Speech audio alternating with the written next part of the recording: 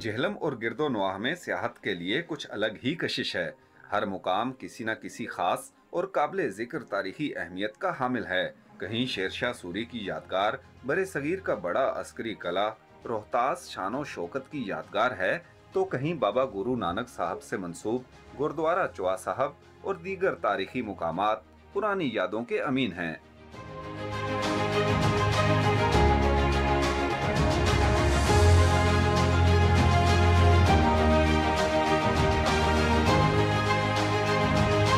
सदियों तक हिंदू योगियों का मस्कन रहने वाले टिल्ला जोगियां का सहर अंगेज मुकाम तो खास कशिश रखता है।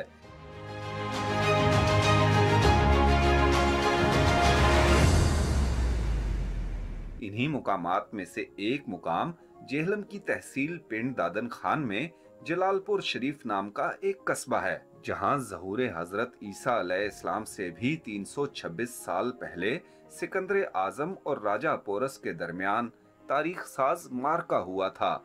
ये दास्तान और ये मुकाम दुनिया भर में मारूफ है।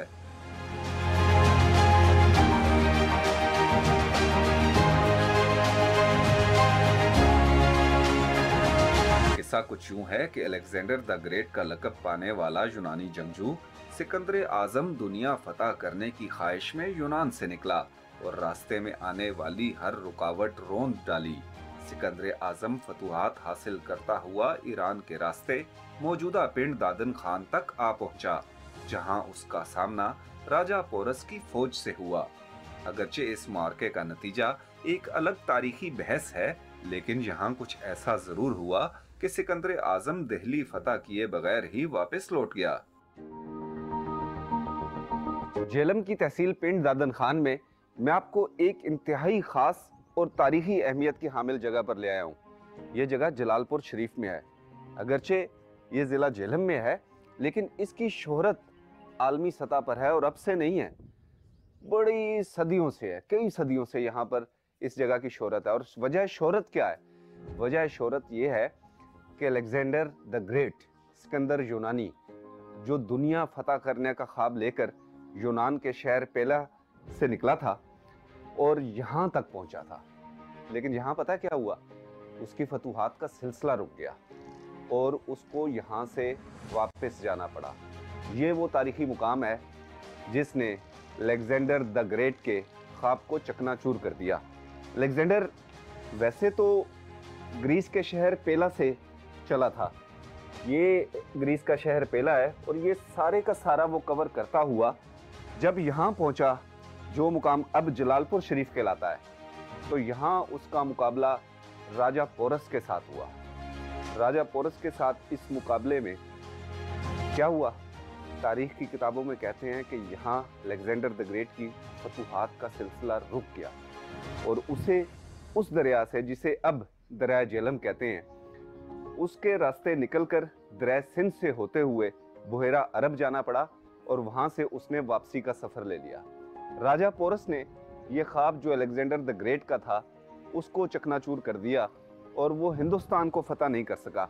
ये स्ट्रक्चर अगर मैं आपको दिखाऊं तो ये यूनानी तर्ज तामीर है, जो कि एम्बेसी ऑफ यूनान ने अलेक्जेंडर द ग्रेट की याद में यहाँ पर ये स्ट्रक्चर बनवाया और 2001 में इसका इफ्तिताह हुआ।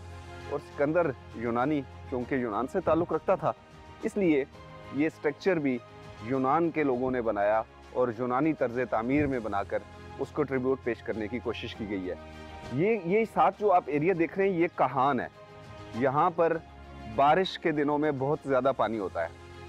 कहते हैं कि जब सिकंदर यहाँ आया था तो बरसात का ही मौसम था और इसी बरसात के मौसम में दरिया की रवानी की वजह से दरिया झेलम, जो कि यहाँ से 1-1.5 किलोमीटर ही दूर है, वो बिफरा हुआ था पानी की तुग़यानी की वजह से और उसे बहुत ज़्यादा आसानी से क्रॉस नहीं किया जा सकता था।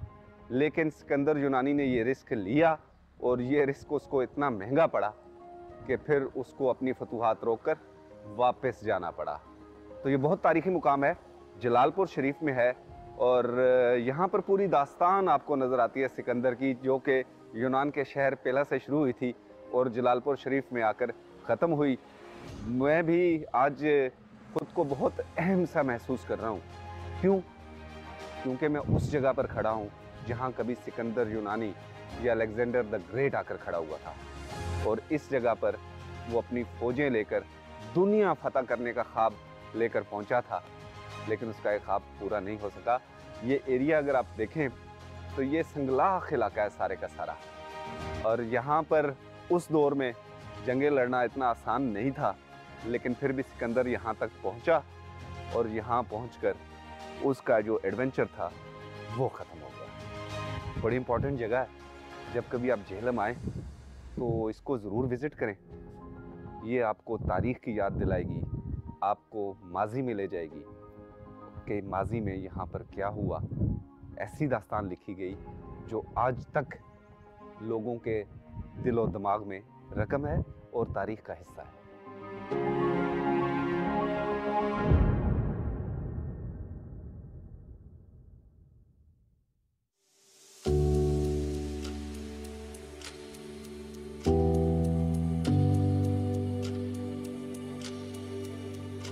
जलालपुर शरीफ में सिकंदर आजम की यादगार देखने के बाद अब हमारी अगली मंजिल दुनिया की दूसरी बड़ी नमक की कान है।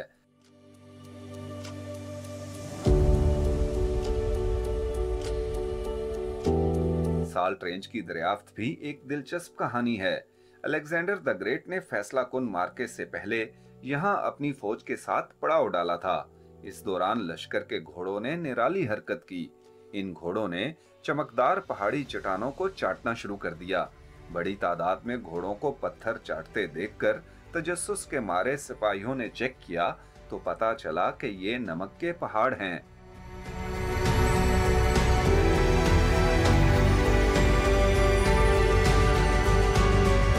खेवड़ा सॉल्ट माइंस के बारे में तो आपने बहुत सुना होगा। आज हम आपको इन सॉल्ट माइंस में लेकर जा रहे हैं और दिखा रहे हैं कि नमक कैसे निकलता है, और इसके अलावा यहाँ पर कौन कौन से स्पॉट्स हैं जिसके लिए विजिटर्स यहाँ पर आते हैं। ये काफ़ी बड़ी माइंस हैं और लार्ज प्रोडक्शन यहाँ से होती है नमक की, और दुनिया भर में जो खेवड़ा सॉल्ट माइंस हैं वो शोहरत रखती हैं, और यहाँ से निकलने वाला नमक पूरी दुनिया में एज ए फर्स्ट ग्रेड नमक के तौर पर जाता है, एक्सपोर्ट किया जाता है, और दुनिया भर में इसको बहुत पसंद किया जाता है। आज की इस एपिसोड में हम कोशिश करेंगे कि तमाम वो प्रोसेस आपको दिखाएं जिनसे गुजरकर ये नमक आप तक पहुँचता है।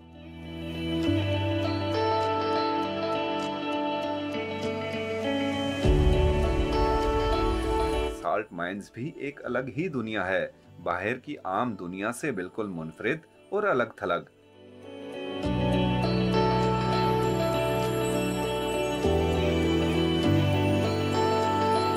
नमक की ये कानें 110 मुरब्बा मील पर फैली हुई हैं और मजमूई तौर पर 17 मंजिलों पर मुश्तमिल हैं। ग्राउंड लेवल पर छठी मंजिल बनती है, 5 मंजिलें ग्राउंड लेवल से नीचे जबकि 11 मंजिलें ऊपर हैं।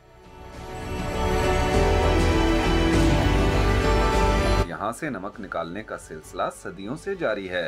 करोड़ों टन नमक निकाले जाने के बाद भी ये ज़खायर तसल्ली बख्श हैं और आइंदा कई सौ साल तक के लिए काफ़ी हैं। सॉल्ट माइंस जो हैं ये अपनी एक्सेस की वजह से, अपनी एक्सेसिबिलिटी बेहतर होने की वजह से इसमें काफ़ी सारा फुटफॉल है, और इकॉनमी में तो ये सपोर्ट कर रही हैं। जो लोकल इकॉनमी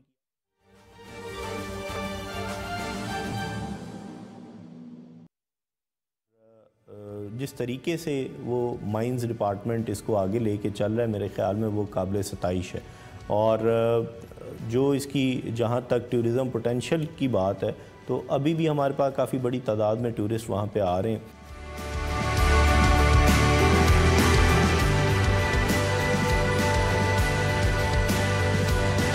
यहाँ 2 शिफ्टों में नमक निकालने का काम होता है।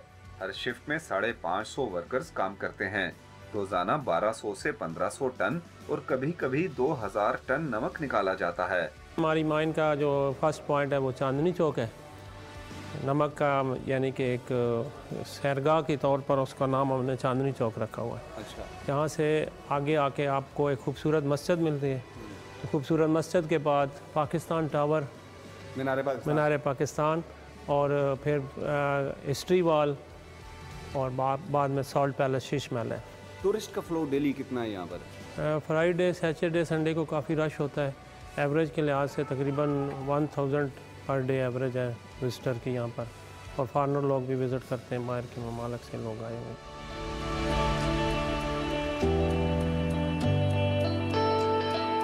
मुग़ल पीरियड में इसे माइनिंग शक्ल दी गई, अकबर पीरियड में इसमें से नमक निकालना शुरू किया गया। अब बारूद अवेलेबल नहीं था उस वक़्त, नमक को चीज़ल करके माइन किया गया। अब उस वक़्त से लेकर अब तक इस माइन में माइनिंग हो रही है और तकरीबन अब बहुत अच्छी प्रोडक्शन भी जा रही है हमारी। जो ज़रूरियात में हमारा नमक इस्तेमाल हो रहा है पूरे मुल्क में जा रहा है, और बाकी बाहर कंट्री में भी हम एक्सपोर्ट कर रहे हैं।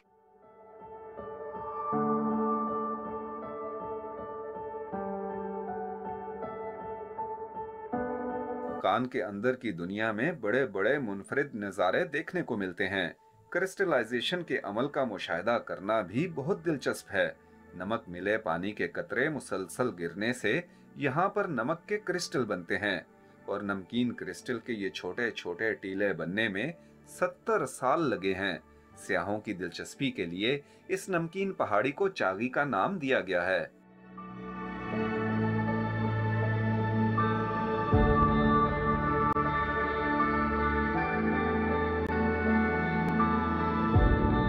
खेवड़ा सॉल्ट माइंस के अंदर भी अजीब व गरीब दुनिया है। यहाँ पर ऐसी ऐसी यादगारें बनाई गई हैं, ऐसे ऐसे मॉडल्स बनाए गए हैं कि जिनको देखकर तबीयत खुश हो जाती है। अभी जिस कॉरिडोर में मैं मौजूद हूँ इसको माल रोड कहते हैं, और लाहौर की माल रोड के नाम पर इसका नाम माल रोड रखा गया। और ये एक नमक की मस्जिद यहाँ पर बनी हुई है। ये बादशाही मस्जिद है, और कहते हैं कि ये वाहिद मस्जिद है दुनिया भर में।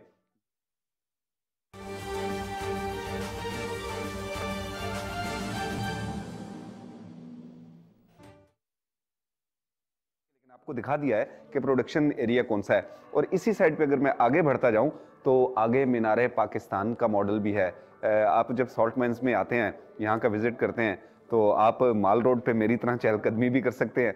बादशाही मस्जिद है, यहाँ आप इसको देखना चाहें तो देख सकते हैं, इसमें नमाज पढ़ना चाहें तो आप नमाज भी पढ़ सकते हैं, और अगर मीनारे पाकिस्तान आप देखना चाहते हैं तो वो भी आप देख सकते हैं। यहाँ से कुछ आगे है, अभी मैं उस तरफ को जा रहा हूँ, आपको मीनारे पाकिस्तान भी दिखाऊंगा, और मुख्तलिफ जो स्पॉट्स हैं इन काने नमक के वो भी मैं आपको दिखाने जा रहा हूँ। तो चले आगे की तरफ बढ़ते हैं।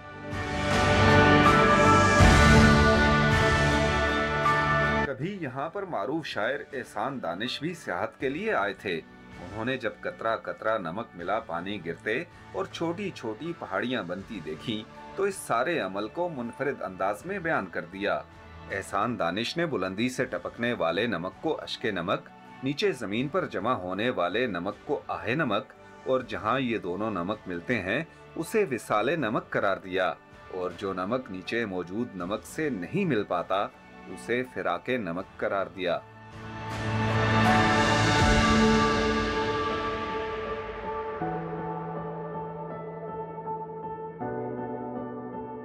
खेवड़ा से नमक की बाकायदा कान कनी का आगाज मुगलिया दौरे हुकूमत में हुआ, जबकि शहनशाह अकबर के दौर में यहाँ से नमक निकालना शुरू हो गया था। जब मुगलों को शिकस्त देने के बाद इस इलाके पर सिखों ने अपना तसल्लुत जमाया तो ये कान भी उनके कब्जे में आ गई। बरे सगीर में बरतानवी राज के दौरान यहाँ का कंट्रोल भी उनके पास चला गया और उन्होंने बड़े पैमाने पर यहाँ से नमक निकालना शुरू कर दिया। नमक की तरसील के लिए बाकायदा रेलवे लाइन बिछाई गई। बरतानवी राज के दौरान 1914 में यहाँ से सालाना बुनियादों पर 80,000 मैट्रिक टन नमक निकाला जा रहा था।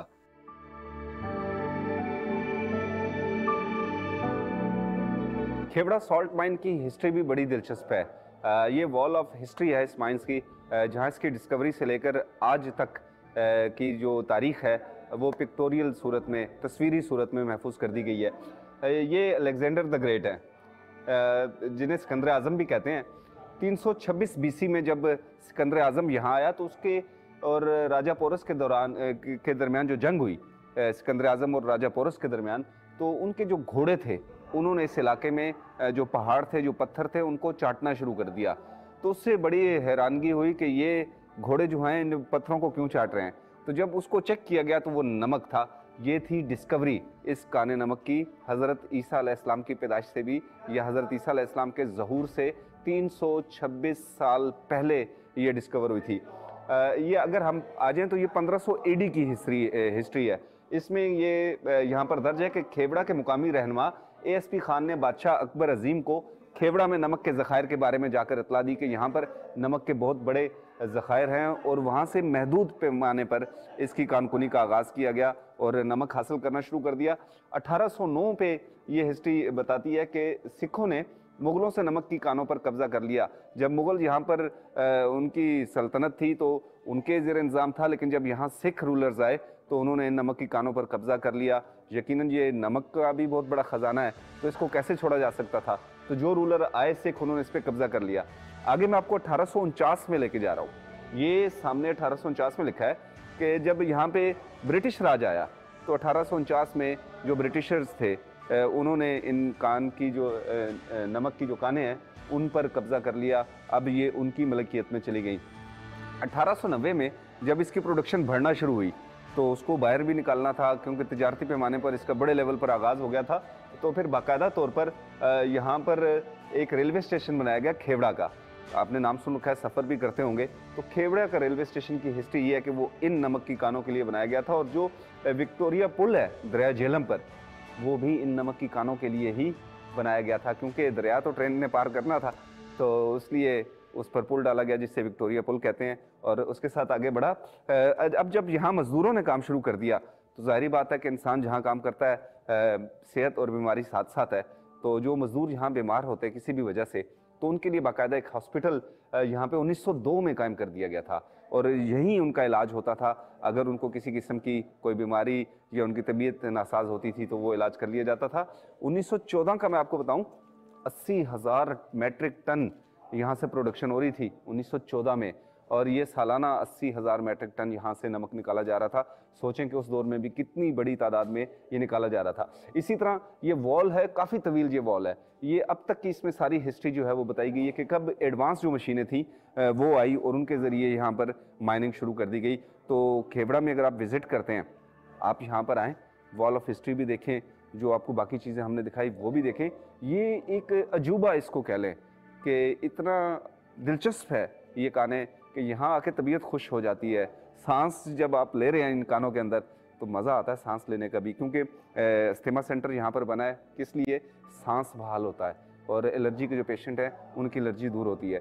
हम तो वैसे घूम रहे हैं, लेकिन हमें भी यहाँ जो सांस हम ले रहे हैं बड़ा मज़ा आ रहा है वो सांस लेने में। आगे चलता हूँ इसके बाद और आपको आगे दिखाता हूँ कि इस कान में आगे क्या कुछ है।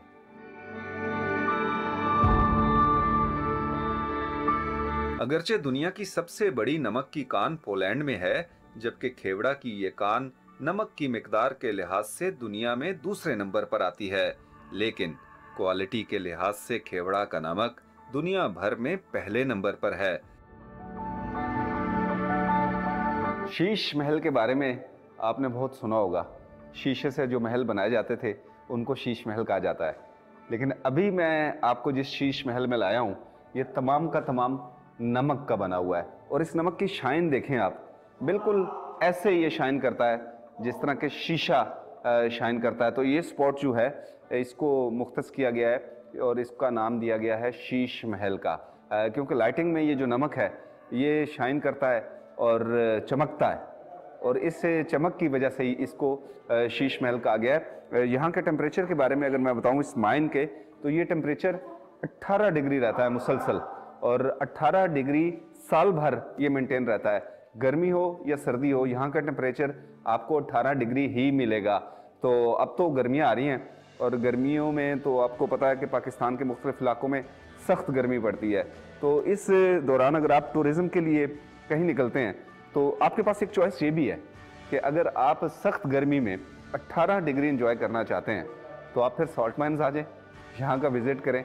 बाहर अगर 40-45 डिग्री भी होगा तो इन माइंस के अंदर आपको 18 डिग्री सेंटीग्रेड का टेम्परेचर मिलेगा, यानी कि मोतदिल आप कह सकते हैं कि टेम्परेचर यहाँ का होता है, और आप बहुत ज़्यादा इजी यहाँ पर फील करते हैं। शीश महल आपको दिखाया, अब हम आगे की तरफ बढ़ते हैं, आगे देखते हैं कि आगे हमें क्या कुछ मिलेगा, क्योंकि अब तक हमने जो देखा है वो इंतहाई दिलचस्प है और देखने से ताल्लुक़ रखता है।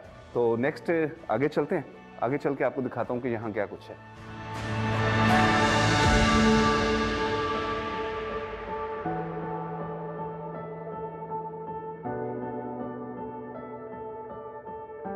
सॉल्ट माइंस में ये जगह या इसको चौक अगर आप कहें तो ज़्यादा मुनासिब होगा, बहुत ज़्यादा इम्पॉर्टेंट है। आप जब भी विज़िट के लिए आते हैं तो ट्रेन से आएँ या पैदल आएँ तो आपको यहाँ पर ट्रेन उतारती है और इसके बाद आप इसका विज़िट करके यहाँ से वापस आते हैं। और बहुत से यहाँ पर स्पॉट्स हैं जो आप देख सकते हो। और इस जगह को जो नाम दिया गया है वो चांदनी चौक का दिया गया है। जी हाँ, ये जगह चांदनी चौक कहलाती है। सॉल्ट माइंस के अंदर जब आप आएंगे या वापस जाएंगे तो दोनों बार आपको चांदनी चौक से गुजरना पड़ता है। तो बड़ा दिलचस्प है ये नाम है। चांदनी चौक से जब आप एंटर होते हैं आपको क्या कुछ देखने को मिलता है वो यहाँ सामने वॉल पर मैं आपको दिखा सकता हूँ कि इधर खुसूसी हिदायत भी हैं विजिटर्स के बारे में और क्या क्या स्पॉट्स हैं यहाँ पर मस्जिद नमक की बनी हुई, मीनार पाकिस्तान यहाँ पर बना हुआ है और इसके साथ साथ क्रिस्टल वैली और शीश महल और तालाब, ये सारी की सारी चीज़ें जो हैं वो इन स्पॉट से आप गुजर कर देख सकते हैं। और जब आप वापस आते हैं तो यहीं आपका इस सफ़र का इख्तिताम होता है। इसके बाद आप इन नमक की कान से बाहर निकल कर वापस जा सकते हैं। बहुत खूबसूरत जगह है और रिकमेंडेड है विज़िट करने के लिए कि आप अगर विज़िट करना चाहते हैं नमक की कानों का ये शाहकार देखना चाहते हैं तो इस जगह को ज़रूर विज़िट कीजिए, क्योंकि ये जगह आपको कहीं और नहीं मिलने वाली।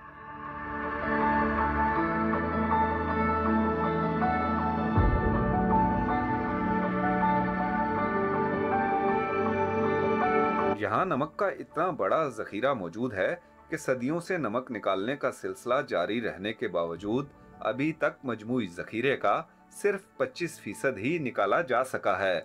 अगर इस एतबार से देखें तो सिर्फ खेवड़ा की ये कान आइंदा आने वाली कई सदियों के लिए काफी है।